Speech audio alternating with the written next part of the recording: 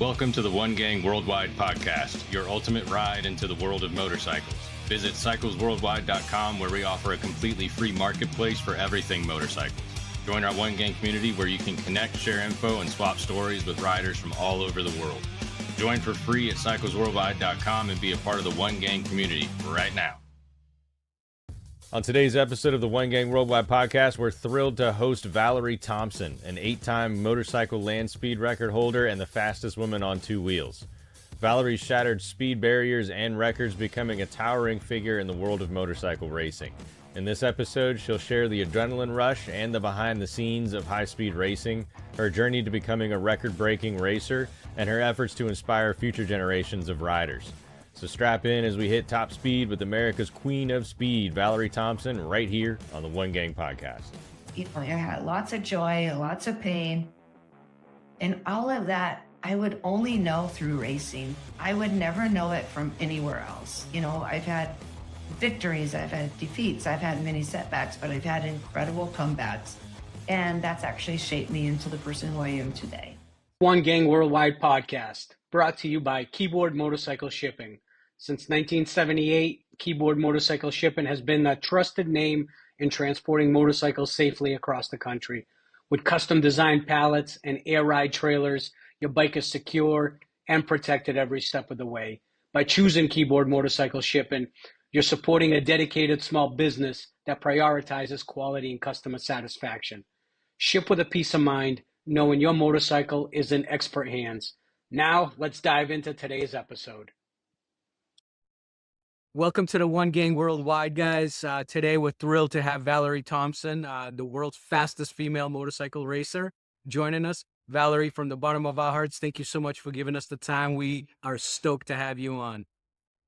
Well, thank you so much for having me. Excited to have you here. Can we start at the beginning and tell us about your early life and how and where you grew up and how you got started in speed obsession? Absolutely. So I grew up in Tacoma, Washington, and I started racing motorcycle. I started riding, I grew up in Tacoma, Washington, and I got laid off from my banking job in late in my career, and I started riding motorcycles. That's how you got into it? That's how I started getting into it. How old were you, if you don't mind me asking at this point? Well, I was in my 30s, Okay. and getting laid off in your 30s and trying to okay, where am I going to go after 13 years in a banking environment career? Yeah, I could go back into banking and I could have some more fun there, but I knew I wanted to be more outdoors. I wanted to do something or something else that was waiting for me. So that's how that started. Did you have a friend that was into it, or how'd you cross the bridge? Well, I discovered riding motorcycles only because a friend asked me to go ride on the back of his bike. And when I got to the house, he's like, "Oh, your jeans will scratch my fender." You know, at the time there were the sticks, where you put a little back of the fender. And so he wasn't talking about my jeans, but, I was like, they're not going to touch the fender. But he goes, there's a lot of women that are out there riding now. He goes, you should go and see. I'll take you down to the Harley Davidson dealership, Bellevue, Washington. It's called Eastside Harley Davidson. And I said, OMG, I think this is what I want to do. I sat on a couple of bikes, and I said, well, that's the one I want. So I bought a 1999 Sportster, 1200 custom, and I didn't know how to ride it. I never rode on a motorcycle by myself. I never even rode on the back of a motorcycle because I didn't even have that chance at that time. So I bought the bike and I went into the driver's school, the 2-day motorcycle. Yeah, of course. And I took my test and I passed. And then I went back up to the dealership trying to get my bike. And I'm like, how am I going to get this home? My friend actually helped me drive it home or ride it home, and I drove. And so I put it around town after I got it back to the house, and it sat in my garage for 3 months. Before you started truly riding it? Yep. It was only because I was talking to a friend of mine, and he's like, yeah, I'm going for a bike ride. I go, "Oh, what kind of bike do you have?" I'm thinking he has like a bicycle, like a fast bike, a cycle Right. bike. And I go, he goes, "I have a Harley Davidson." I said, "Well, so do I." Because no, you don't. I go, "Yeah, I do." I go, Huh. I really like 4 months ago and it's sitting in my garage. And I go, "Can I come ride with you guys?" And so I mean, his first thing that he said was, when you ride with us, you have to ride to keep up. So in order to ride in the group, I had to keep up. Well, I'm a brand new rider. I've never broke into the scene of riding, with a bunch of guys. But they allowed me to come and I was in the back and I had another friend that stayed back there with me. And thank God he did that because, it just calmed my nerves. It built Right. up a little bit more confidence. Confidence. And, yeah, I was the last one to get there. But, these days I'm the first one to get there. Right, right, right. Wow, that's amazing. That's crazy to even understand that for somebody who rides at such high speeds that's how you started. I figured you were like on the back of sport bikes since you were a little baby and were running them around. So that's awesome. All right, I guess we That go ahead. Sorry. they really groomed my riding skills. It prepared me for my new career in motorcycles. So, I do owe them a lot of credit because they really pushed my limits. And if you don't stretch and push yourself, you'll never know what your limits are. So I Bef- really Did it, appreciate. go ahead. yeah. So you just hopped on a bike, bought your bike, hopped on it, didn't ride it for 3 months, but then got back on it. What was there a catalyst that led you from just the recreational casual riding into racing, or how did that happen? Well, so once I got with this group, and that opened up new doors with a lot of other people that rode motorcycles. And, it's a big family and, it's a small community, but it's huge. Yeah. Um, well, I got to go on these other rides with other people and met so many different others. And then I started working at the Harley Davidson dealership, downtown Harley Davidson. Russ Toll was the owner at the time, and that was in Seattle, Washington. Hmm. So Okay. just work for, just some fun and to meet new people. And everybody was going on all these bike rides, a long distance, and they were having their bikes towed, in the trailer, and then they would fly. And I was like, I'm gonna do that. So I Yeah. started to go to all the bike rallies, and I started going to Laughlin, um, Daytona, Phoenix, Scottsdale for our bike rally that we have here, Arizona Bike Week. Hmm. I mean, I to them all just about. So I had so much fun. Oh, Sturgis, is a huge one, but Yeah. I've been to a lot of them, so I've gotten around. Having your bike shipped there, and then you fly in, and you just like act like you just rode your bike. It's Right. in a hotel room with your friends. It's really Right. cool and fun. But Hey yeah. Valerie, quick question. I kind of piggybacking off Ben before we get into the records and all the stuff that you take us into how you got into the physical racing part of this. Like how were you introduced and when did you start and what were you doing when you started? Well, after 5 years of just, street riding, a friend of mine told me I was out of control and take it to the track. So I took my Harley Davidson Fat Boy to the racetrack and I never left. I was really drag racing down Scottsdale Road Damn. in my down here. And, Jeez. right after it was like, listening to people actually tell you, hey, there's a lot of women out there riding their own bikes. You should do it too. Okay, so I did that. So now it's like you're racing, you're out of control. Take it to the track. I did that. I did take it to the track literally, and I never left. So that slogan, Jeez. ride it like you stole it, was that created for you? Yeah. All right, I figured it was. All right, so let's go Yeah. into the first record. Tell us a little bit about that. What was it like to set your first land speed record? Basically, kind Oh, of take us through the emotional challenges and the ride through it. yeah. So before I started doing the land speed racing, I was drag racing. So I was Mm. drag racing with the All Harley Drag Race Association for a couple of years. I raced the V Rod Destroyer. So when that was there, I was like, Yeah. oh my gosh, school. I had traveled all the different 14 states and, with my truck and trailer and my dog. And, I did really well. So then after a couple of years, I was like, I want to go bigger. I want to go NHRA. So I got sponsors for the NHRA bike, and got a pro stock motorcycle. It was a Buell. And so, I had 4 events that I entered in the NHRA. And then after that, I got a big, huge sponsor. Everything was going great. Nice.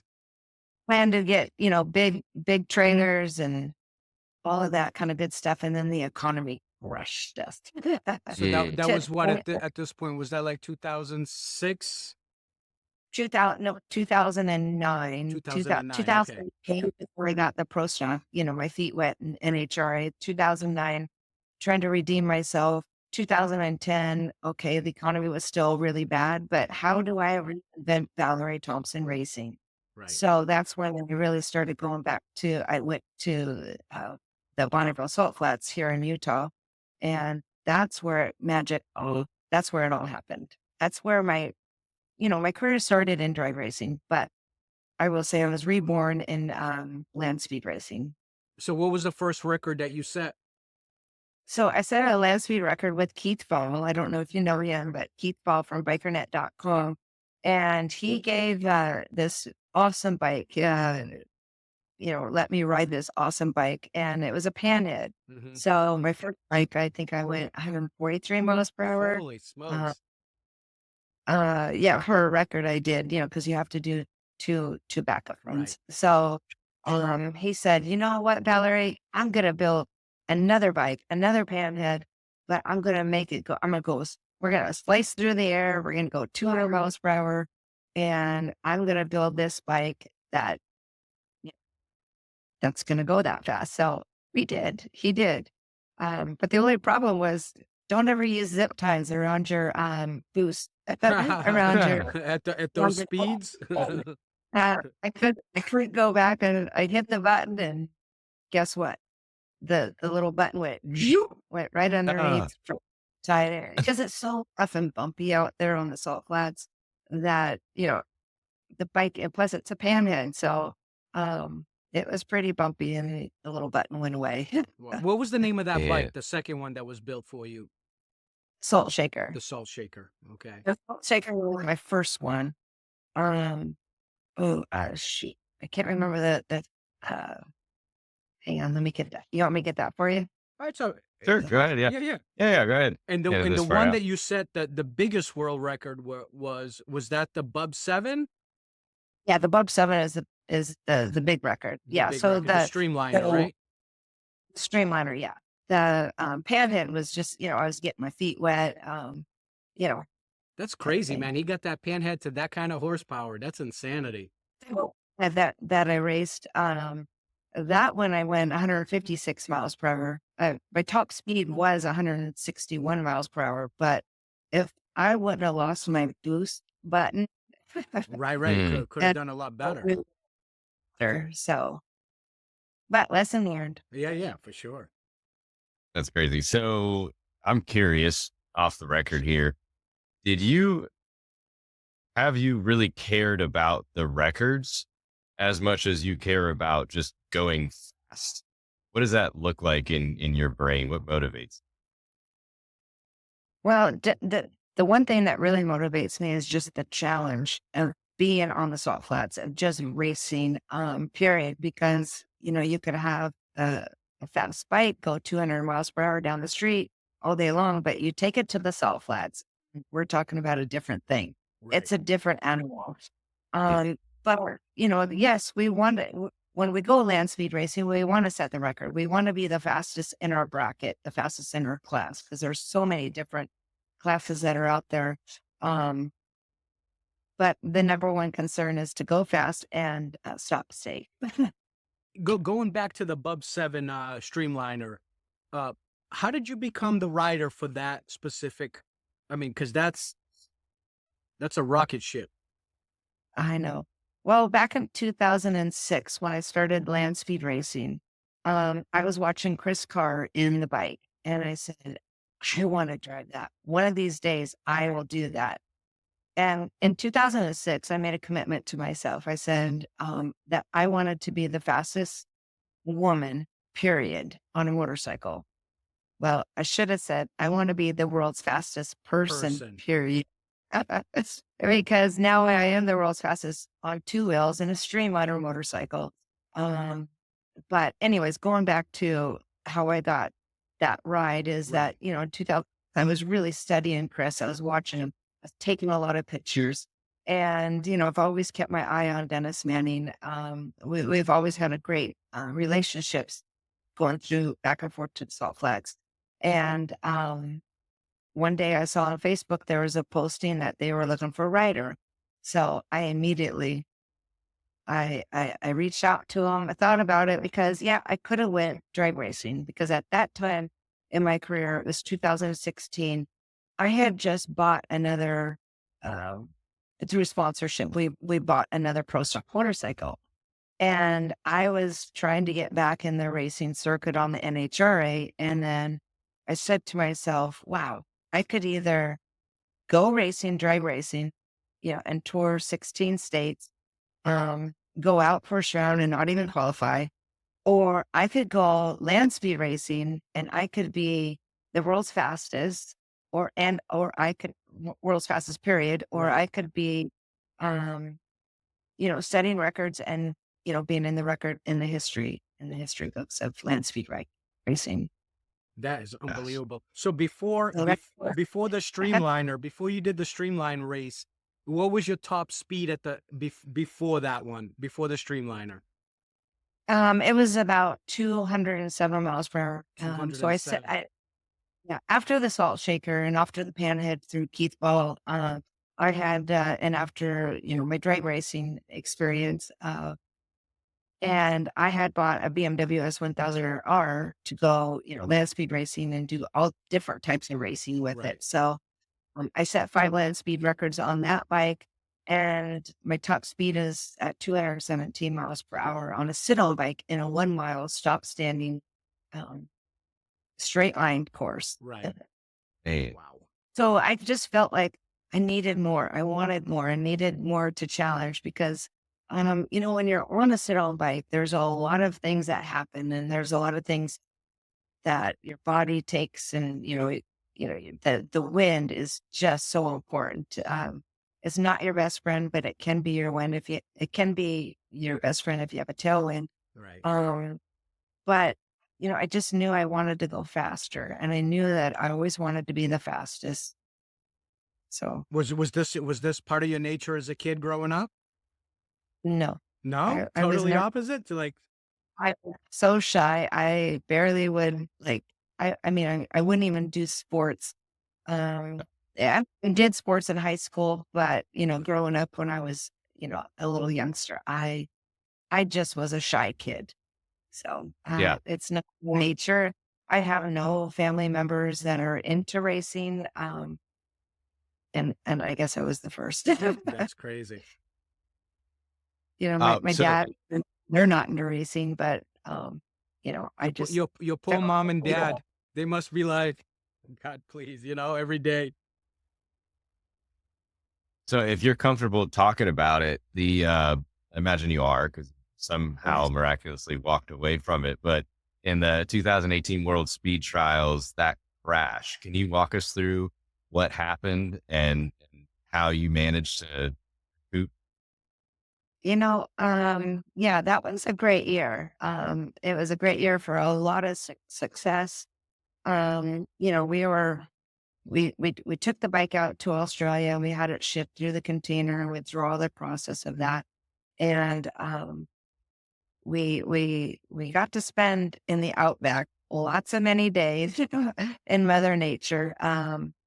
Yeah. But more importantly, we were a huge team. We had 16 to 18 people on our team, and we were all out there, and it was just an incredible time at the Salt Flats there in Australia. And the last day, the day before the last day, I set a record of 328 miles per hour, but that wasn't easy.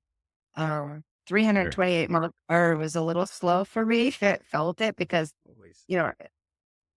speed doesn't matter. what everything else that matters inside the cockpit. And what could go wrong in 328 miles per hour went wrong. I mean, I was really literally on 3 cylinders. I was in third gear. I lost my shift button. The data on my screen to show me where I was, with my data of shifting it disappeared. It was blinking on Oh, and off. The oh, cockpit lid did a little pop, and what? that's just, oh, that's gonna come off. Wow. um, it did not come off. But I remember Dennis Manning telling me that Chris Carr had a little pop, and he had to hold the button, uh, Huh. and the The lever? well, the lever. Yes, he had to hold the lever and drive and ride the bike with one hand. And I'm like, oh, that's not me. I'm not Chris Carr. I'm Valerie Thompson. I will never. I don't could do that.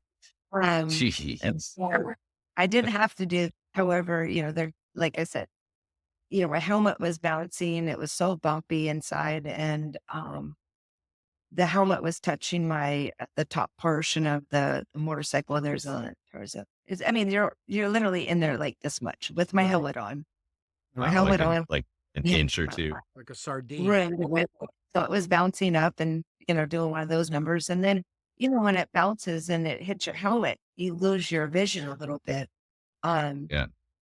So when I got to the end of I stopped safe, I got out. The crew came to do their routine that they do. And I got out and I I got down on my knees and I was like, thank you, God, for letting me live this one. Because Wow. it's very fun inside. Valerie, so But what happened? Like what physically, like it started bouncing, things, your system shut off, you lost your gear. At that point, did it just go, like what happened to the bike and how did you go down? no, that's per day. So the next day, Mhm. we're like, okay, we're gearing this up for 400 miles per hour. We're going to do this. I mean, we have all the confidence in the world. The weather it was good, and it wasn't perfect because in order to race that motorcycle streamliner, the Bub 7, under 3 miles per hour of wind in any direction. And we really need, and we depend on the event organization to, make sure that we have, the wind report. So, it could be like 3 miles per hour of wind at mile 2, or it could be 10 miles per hour of wind at mile 6. It So varies that much.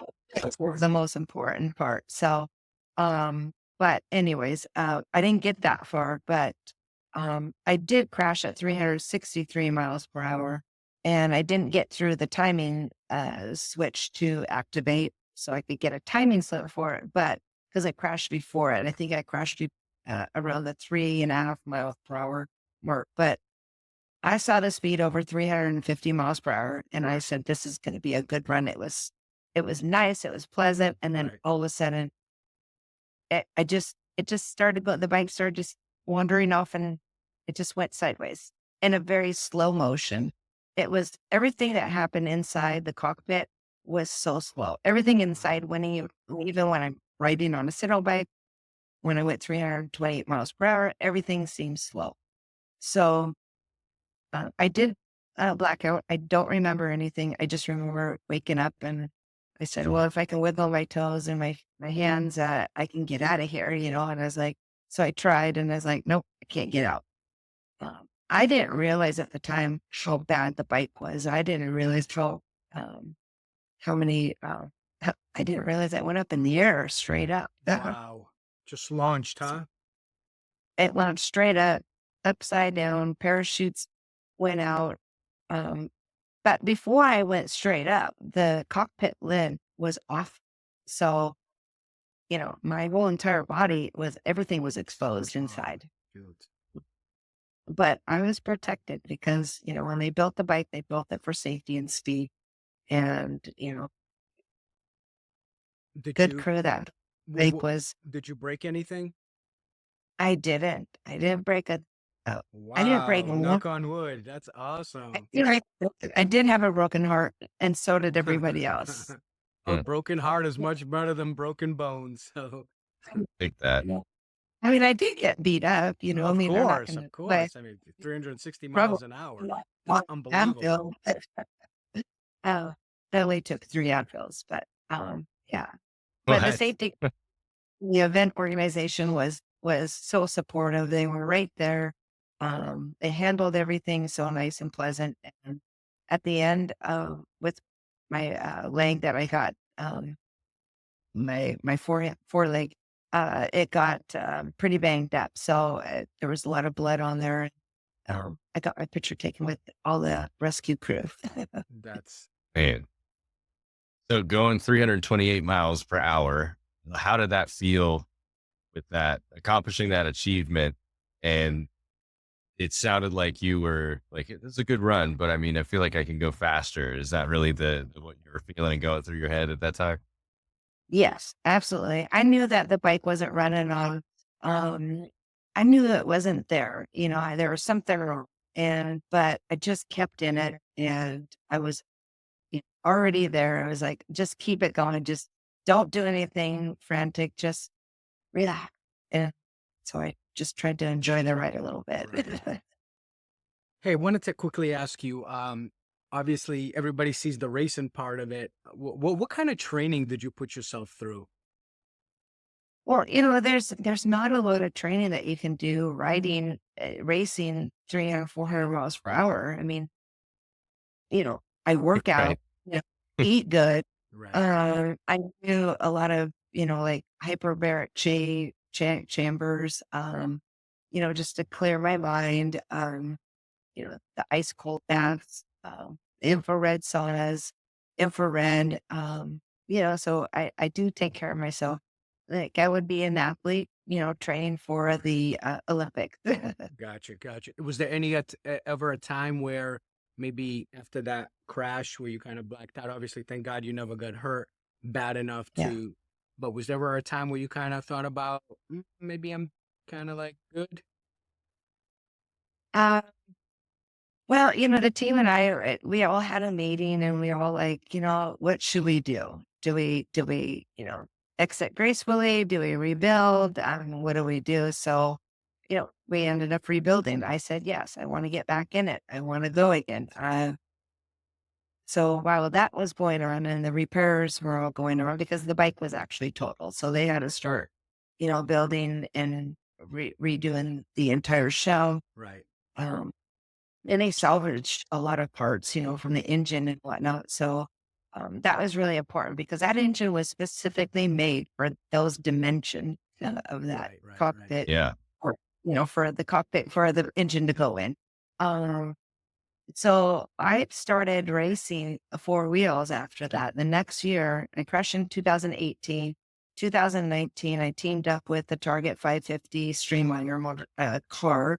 And the Target 550 is 550 miles per hour. Oh my Within, God.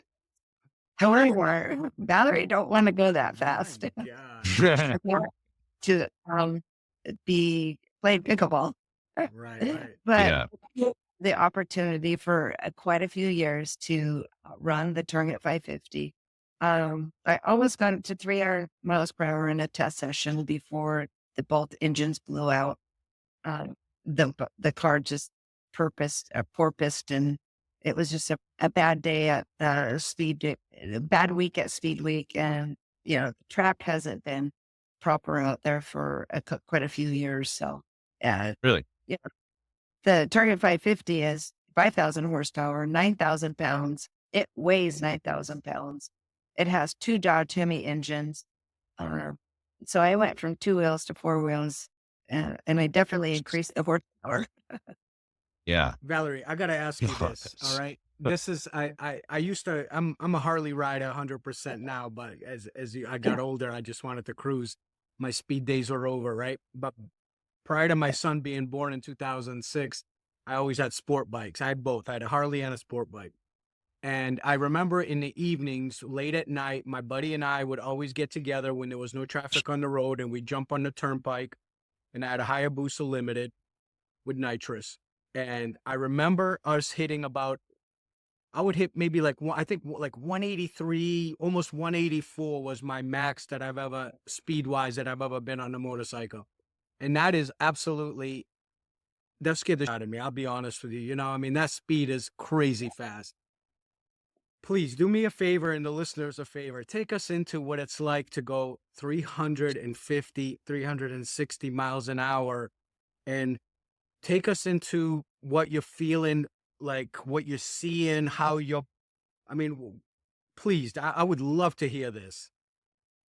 Well, you're, boy, To the when I best of put your my, knowledge. I know it's hard to explain something because unless you do it, you'll never understand. But just for right. people that are curious.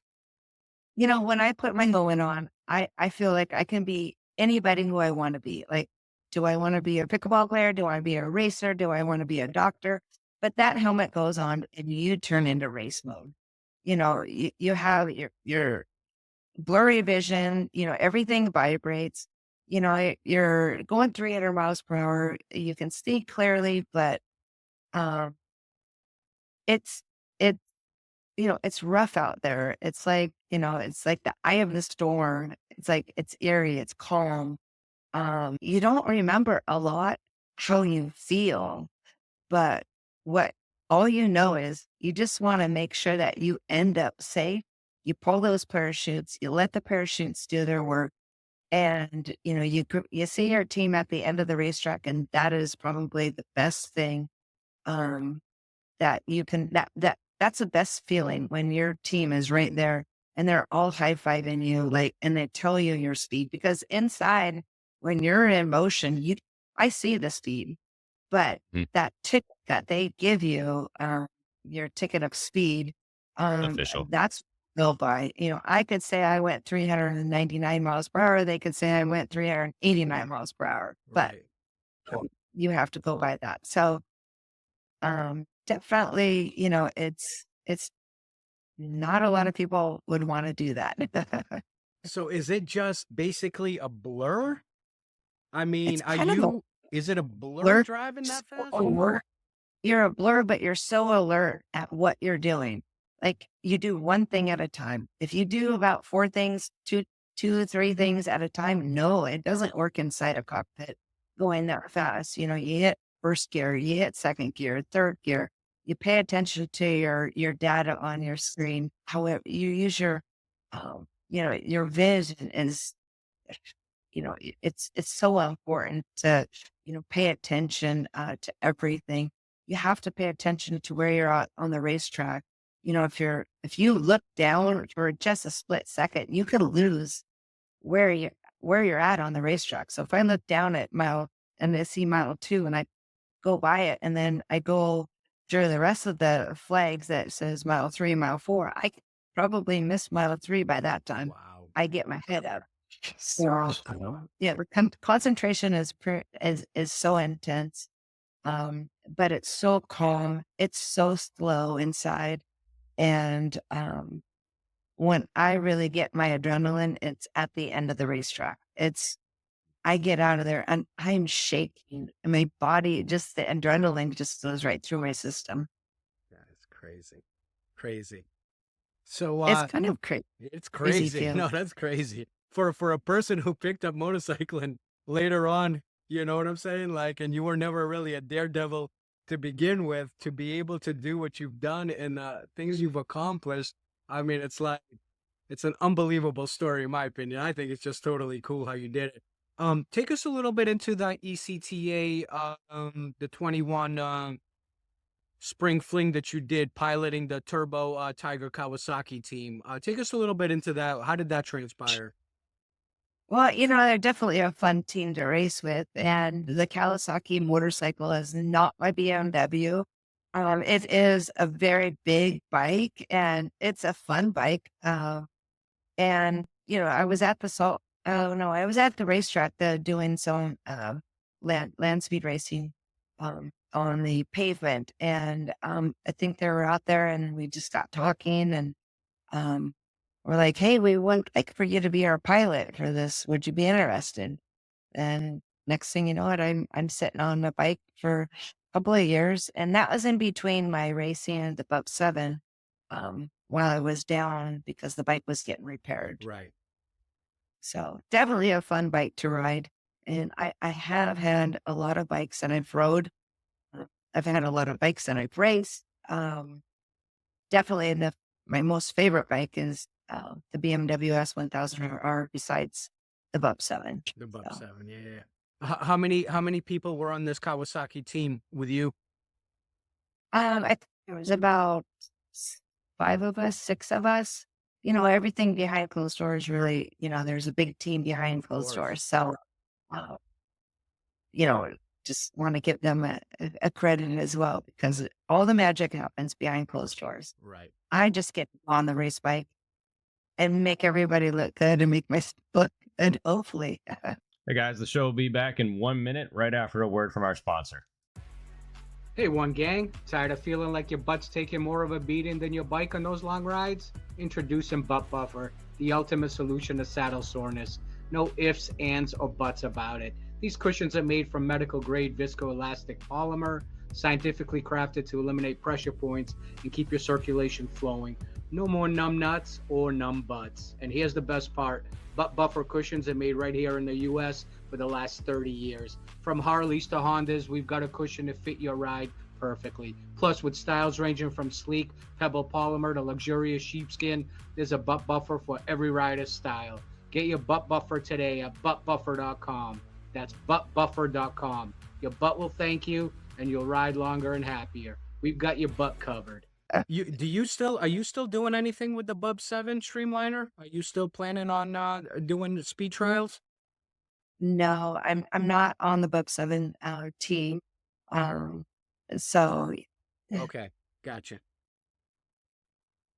So yeah, a little bit of a change of pace. I'm curious about your newfound passion for pickleball and going as far as winning silver in your second tournament. And I'm sure that compares to the thrill of going 360 miles per hour. well, pickleball is my superpower.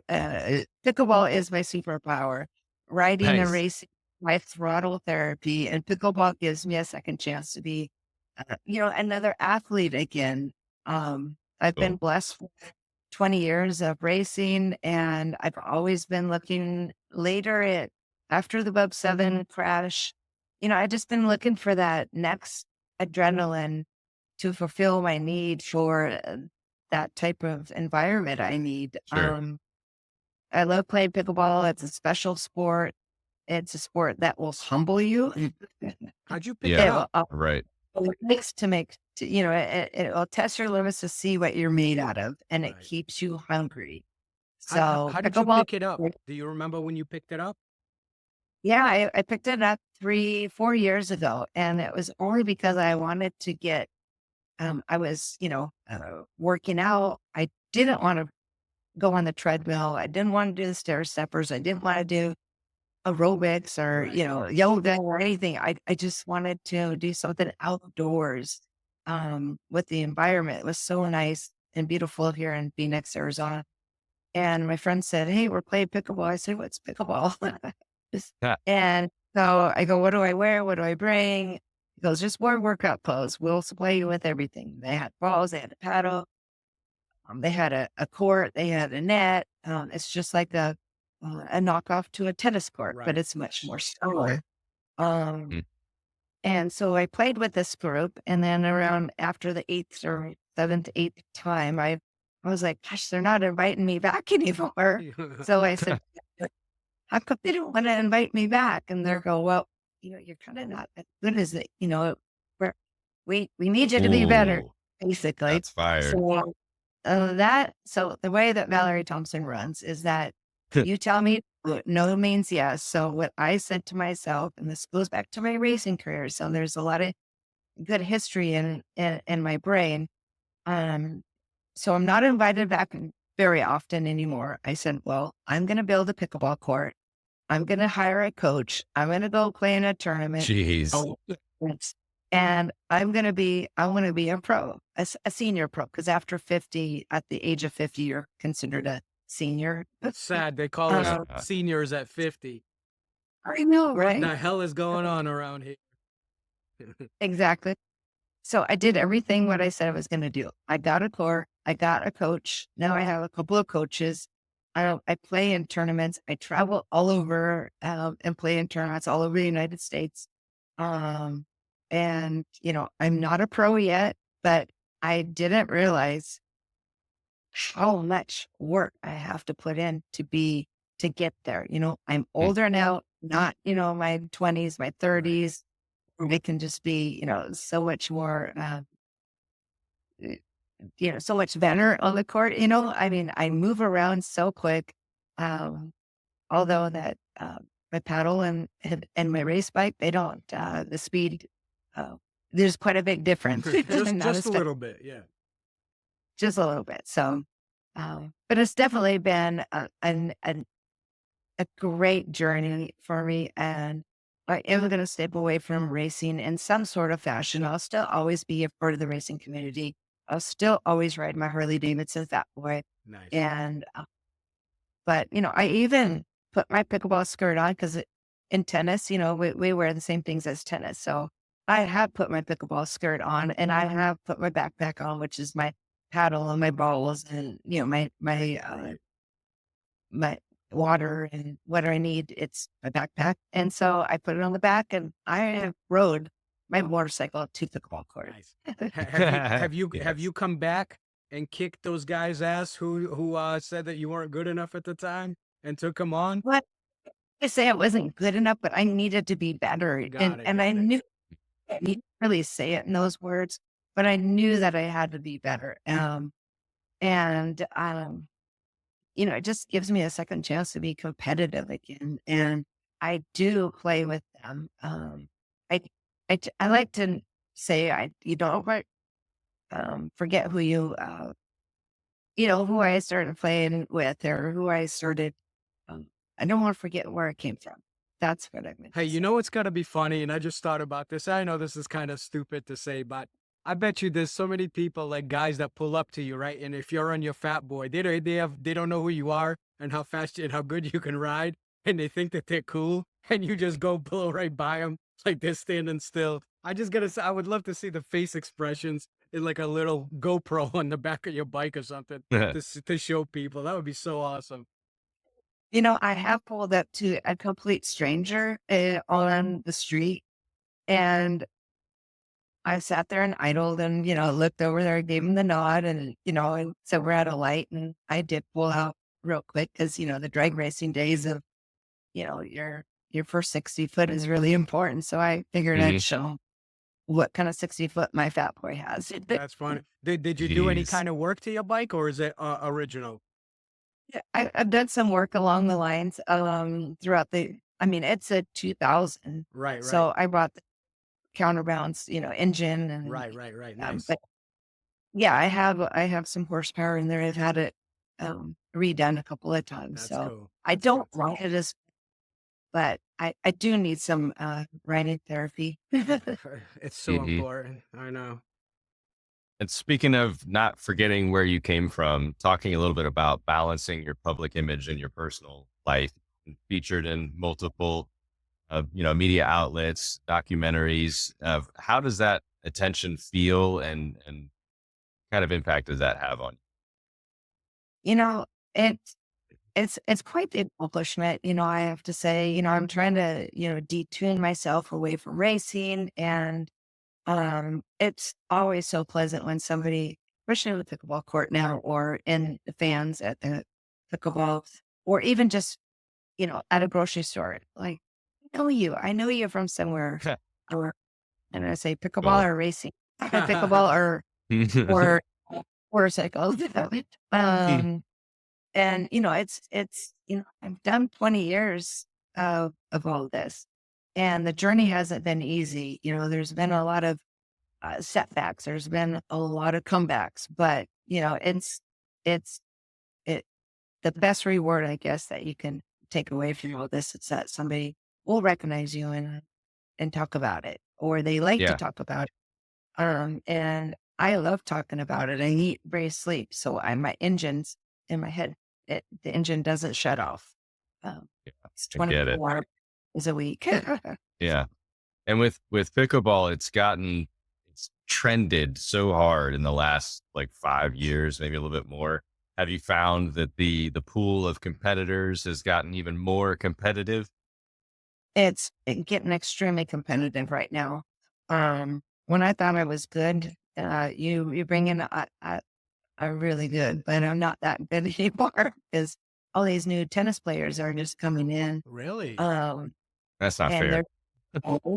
so they, I think there was a strong, um, desire not to play pickleball, and they would say, no, I would never play pickleball. But man, I tell you, we got Jack Sox out there, and he has such a great attitude out there. He's like, I'm a mini me of him.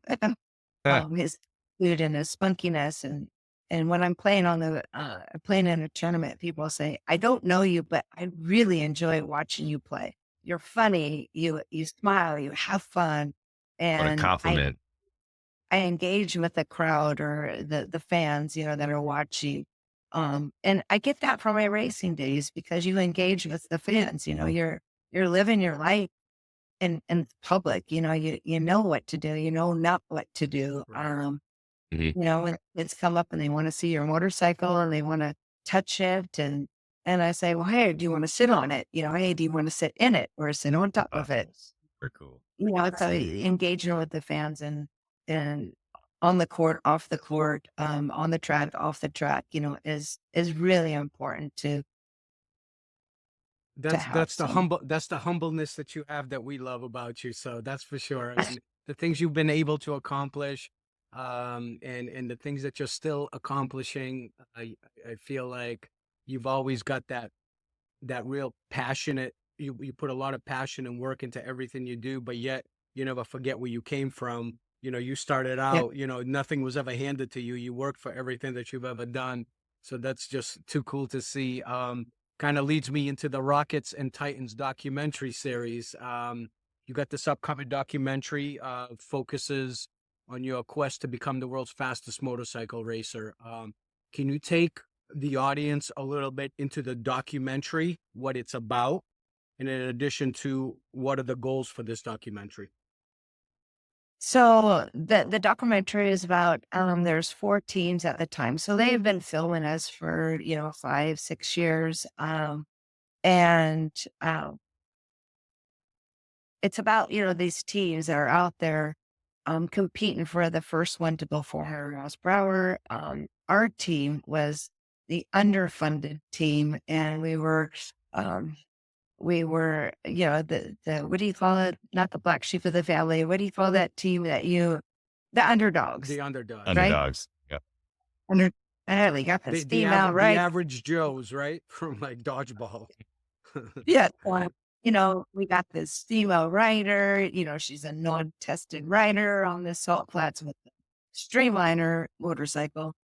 And so it just shows our team, all coming together, all working hard. The team that I had on the Bug 7 is always and will be so important to me because without them, there would not be a Valerie Thompson going 300, 400 miles per hour, right? Yeah. And they're the ones that make me look good. They're the ones that make me shine. And so this movie documentary really shows just our team build, our team, how we interact, um, with our team. And it gives you a live look into what really goes on behind closed doors. Oh man, I can't wait. So, Sure. what's the Let's have- prognosis of the documentary, and when will it be released? Do you know? I don't know. I was going to give a little quick call to the producer, see where we're at on it, but I keep in touch with them often, and I'm just not sure where we're at right now, but Gotcha. hopefully it'll come soon. Cool. I really Mhm. watching myself, but I feel like it's time. No, that would be so amazing to see that. I mean, to take people into that in depth of a race of that speed, and what the preparation that's involved, how your team has to perform in order for you to perform. I mean, that's so cool. Yeah. I can't wait for that. And I was going to ask you too, in addition to, I know Ben had mentioned a little bit about, being on magazines and kind of being known where people are coming up to you. You know, I guess my thing would be, not only are you a role model to women because of the things you've been able to break barriers in a mainly male dominated sport, right? But like, what advice would you give to young women or aspiring racers who look up to you, knowing what you know now at this point in your life? Oh, yeah. So, I'm so grateful to have racing as a platform. We get to, do wonderful things when we're not racing. And to be an inspirational person and a role model to both, not just I'm a role model and inspirational to women, I'm also that to men as well. And, I love sharing my journey with everyone.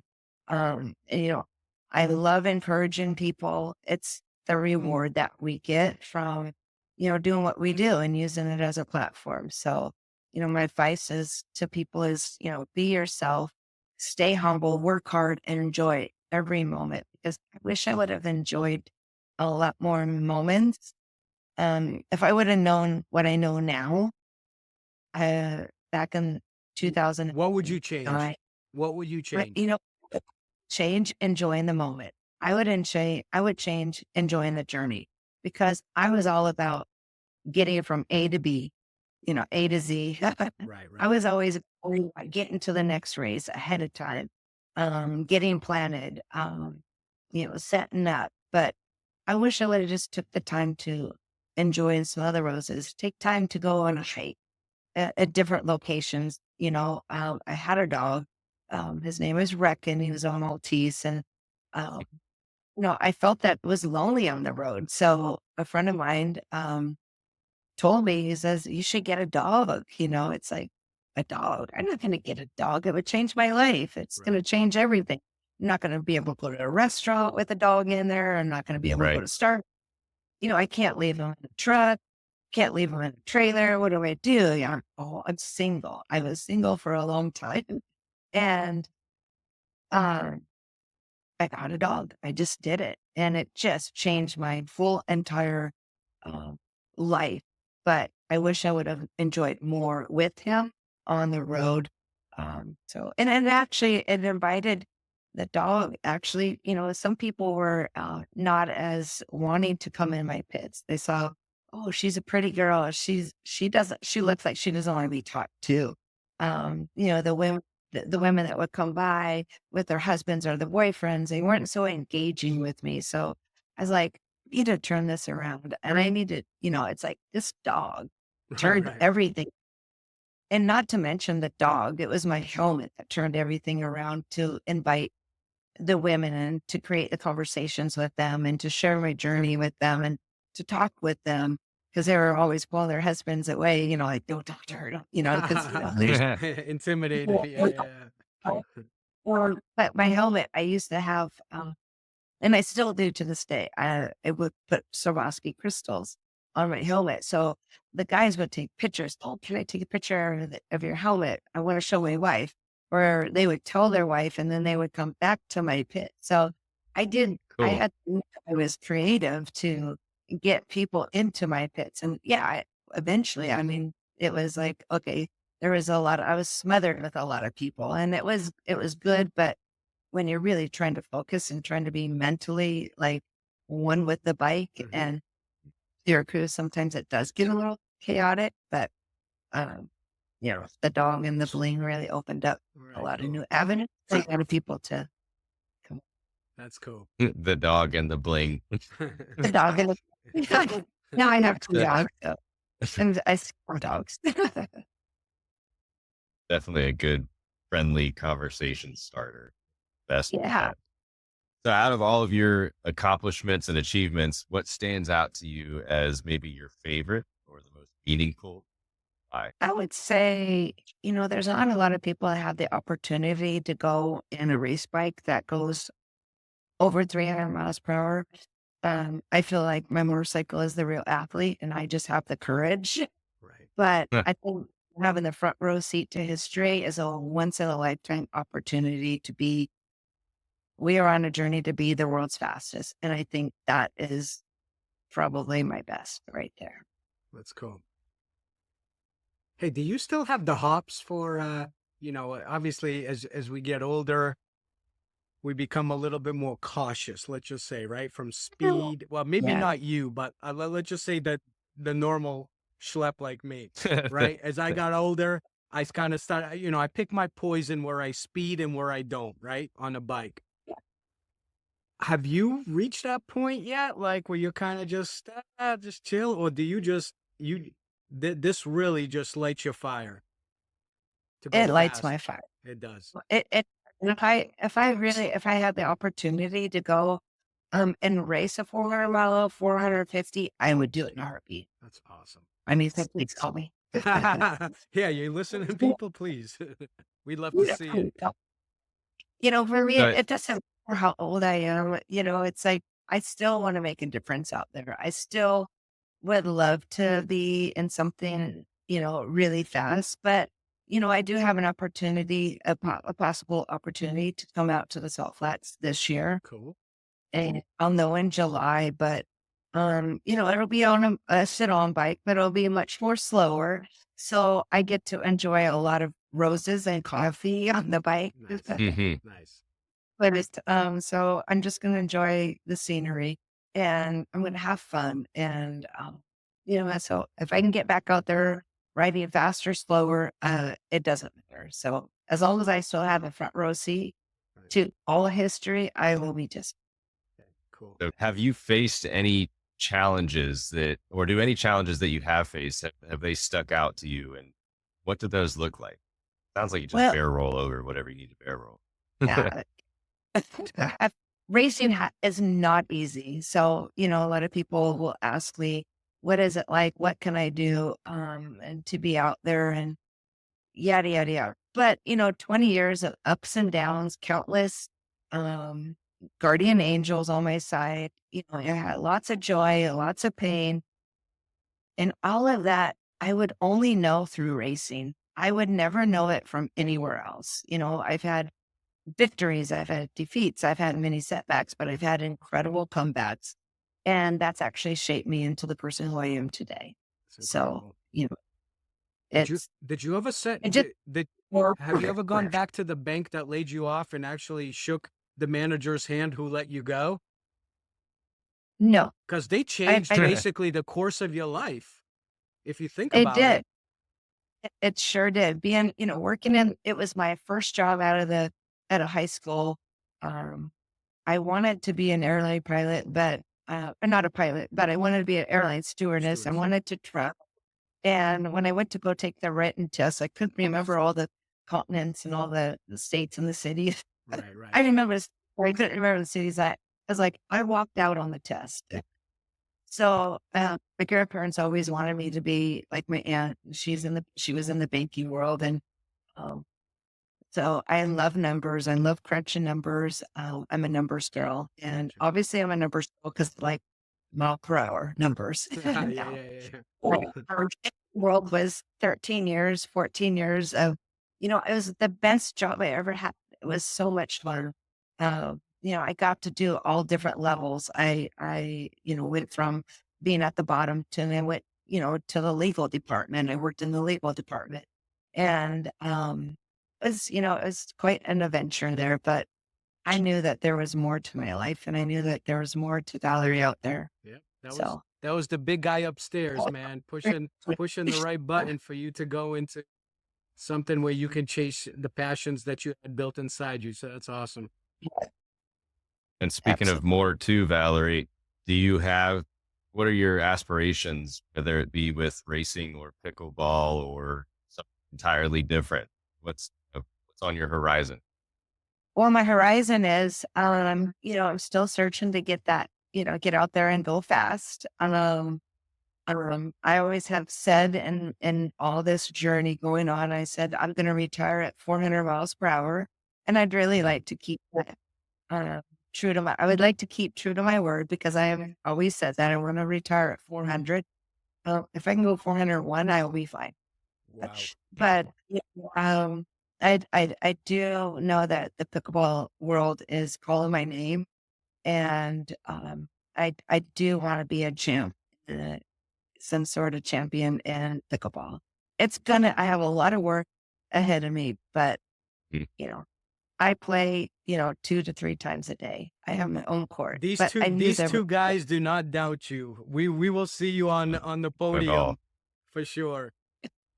We do have pickleball in Florida. You guys are based in Florida? Yeah. Yep.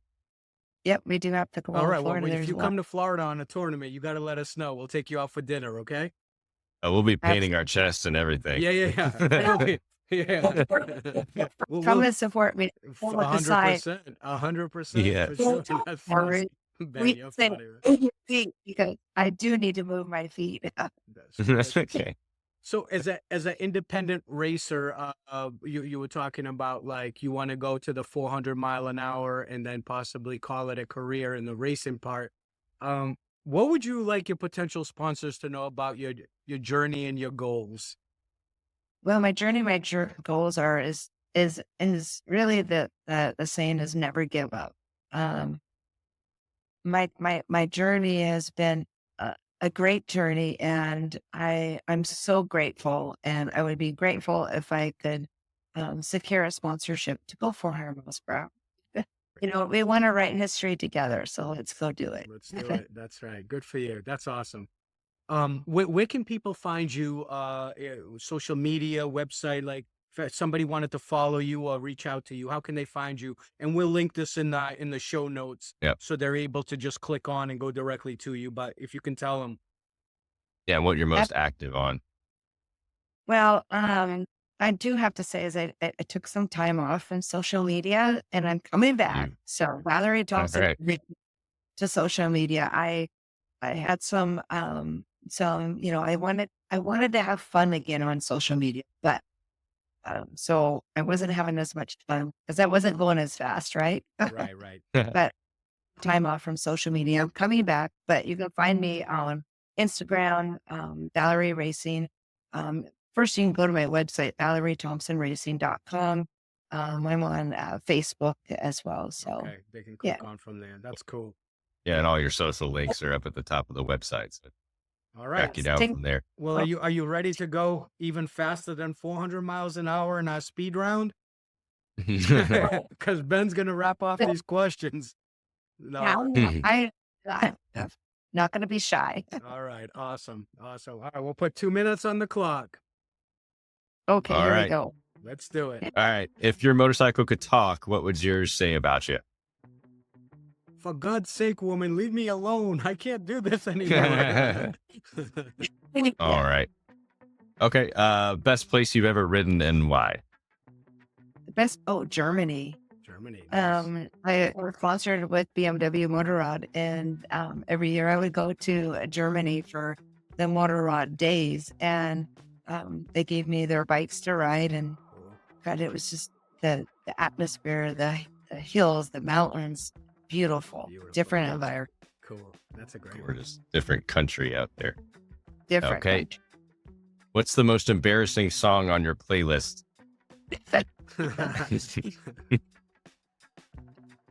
These are hard questions. It's all right. You got time. I don't know, but music is so important to me. Yeah, for sure. Favorite band? We'll change it. What's your favorite band? Is it? Oh my gosh. I'm so embarrassed. That's okay. You're not going 350 miles an hour. Your brain doesn't work as quick. When you're doing that kind of speed, you could probably write the stuff off like this.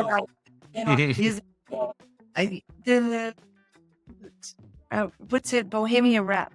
Queen. Queen. Yeah. Nice. Nice. Okay. If you could time travel, which era would you go to and why? Which era? Yeah. If you could Era. time travel. Yeah. Which era? And yep. Forward or backward? I would go backwards. Do you know Nice. where would you go? 40s, 50s, early, even earlier? In the 80s. 80s. Okay. 80s. Okay. Nice. Great. Our decade. favorite motorcycle movie of all time. Oh gosh, definitely the world's fastest Indian.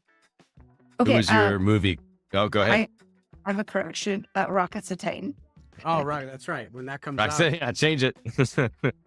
when that Obviously. comes out, for sure, that would be the best. Yeah. Okay, who was your movie crush when you were a teen? Donny Osmond. Donny Osmond. All right. Nice. Oh, that. Cool. If you could meet and have dinner with anyone from Clooney. history, George I'm Clooney. sorry. That was easy. That was the quickest one yet. All right. So George, Points if you're to George. listening in Italy, you got the world's Yeah. fastest woman right here that wants to have Remember dinner. it. All right. One law you would change if you were president to help the motorcycle. Wear helmets. Okay, this one might be difficult. Statewide, but here in Arizona, we don't wear helmets. Yeah, Florida here either. There's no law. Discretion. What's the best piece of advice you've ever received? You can do it. Is that Solid, from the simple. water Love it. boy? What? You got this. You can. Because I couldn't do it. Yeah, that's right. And you just prove them wrong. All right. If you could get up on stage and sing or jam with any band, who would it be? Queen? Well, it would have been Michael Jackson. Michael Jackson. All right. If they made a biker themed movie about you, who would play you? Sandra Bullock. Sandra Bullock. All right, good one. That was quick, too. Yeah. You know, Do you have any silly superstitions before or after a ride, or any OCD things that, and it could I'm be casual OCD. rides? I'm OCD 100%. Even when I'm on my own, get on a bike on my own, the Harley Davidson bike, I am OCD. Do you have any Checking superstitions? everything. What's that? Do you have any superstitions? Oh, I have so many of them. You know, I get on the same. I get in the same way. I put my same sock on. I put my same. Everybody knows that, you know, my left glove goes first, my right glove goes second, Gotcha. and I got on my socks. That's awesome. All right, cool. All right. So besides the One Gang Worldwide podcast, what's your favorite podcast to listen? Pickleball. The Pickleball podcast. I'm sure they got All right. good ones. Deal. Yeah. Come on. All right. You made it through You 1 made- minute and 58 seconds. Good job, man. Over. You broke another record. Hey, you can But add nobody- you can add the speed round question record now onto your accomplishments. I do that. You did. Valerie, this is awesome. Thank you so much for being with us today. It's really cool to get some insight into that, everything you do. It's absolutely wild. Thanks for being with us. Yeah, thank you so Thank much. you. Great to get to know you, man. And we're big fans of yours. So when we were doing our homework in regards before we reached out to you, I mean, just to go through the things that you've done. I mean, there are people who've done here and there, but the stuff that you've been able to accomplish in such a short period of time has been absolutely incredible. So you ride safe, be safe, and well, when you come to Florida for your pickleball world championships, we're gonna come out and see you, We'll be there. Thank you. and we'll have our flag. We'll hold our flag for sure. I'll give you a cool. word. That's cool. Thank you, Valerie. Have a Thank great you. day. Have a great day. And Sergio. Yeah.